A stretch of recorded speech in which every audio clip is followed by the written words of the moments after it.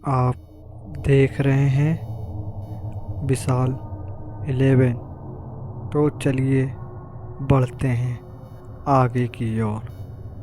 मित्रों, आपने काली जुबान शब्द सुना होगा। अक्सर कभी किसी के बोलने से कुछ अशुभ हो जाता है तो इस इंसान को काली जुबान वाला इंसान कहते हैं और उसे समाज में हीन भावना से देखा जाता है। दोस्तों, आज का हमारा किस्सा इसी बात पर आधारित है।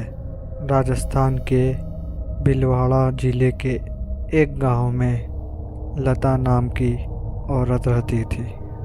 उसकी शादी तो उसके घर वाले ने बचपन में ही कर दी थी और उसके 3 बच्चे हैं। उसको उसके ससुराल वाले तो बहुत प्यार से रखते थे, लेकिन गांव वाले उस पर किसी प्रेत आत्मा का साया बताते थे। गांव वाले उससे अक्सर दूर ही रहते क्योंकि वह जो भी बोलती वह सच हो जाता था। लता के मायके में उसके पड़ोसी बताते हैं कि बचपन में लता को एक कुत्ते ने काट लिया तो लता ने अचानक मुंह से कुत्ते के लिए बहुआ निकली कि इस कुत्ते को मौत क्यों नहीं आ जाती।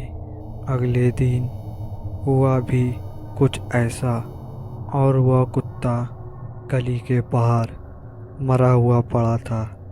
तब से गाँव वालों में दहशत फैल गई। दूसरी घटना तो इतनी भयानक थी कि लोग लता को डायन कहने लगे। ऐसे ही एक बार बचपन में लता का एक दिन तवे से हाथ जल गया। हाथ जलने से वह जोर से चीखने, चिल्लाने और रोने लगी। उस दिन घर वाले सब खेत गए थे।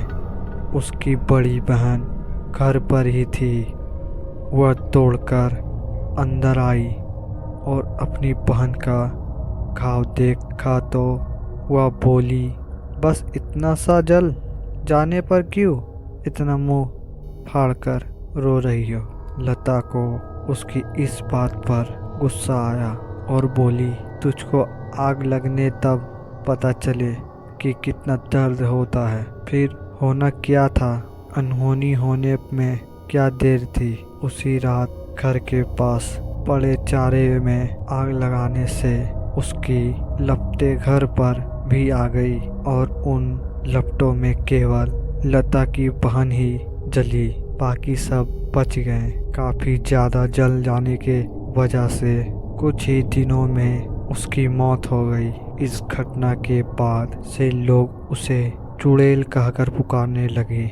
ऐसी और कई घटनाओं को लता के परिवार ने सहा, लेकिन आखिर बेटी को कैसे बाहर निकाल सकते हैं ये सोचकर चुप रहे। बचपन में ही 10 साल की उम्र में उसकी शादी करवा दी गई। लता का पति पैसे से दवाई ड्राइवर है और वह रोज उसे माता के मंदिर में ले जाता है ताकि काली शक्तियाँ उस पर हावी ना हो पाए। लता अपनी काली जुबान के अभिशाप से अभी भी जूझ रही है और अक्सर चुप ही रहती है। पता नहीं कभी कौन सी बात मुंह से निकल जाए और उसके पति और ससुराल वालों को कोई नुकसान ना पहुंचे।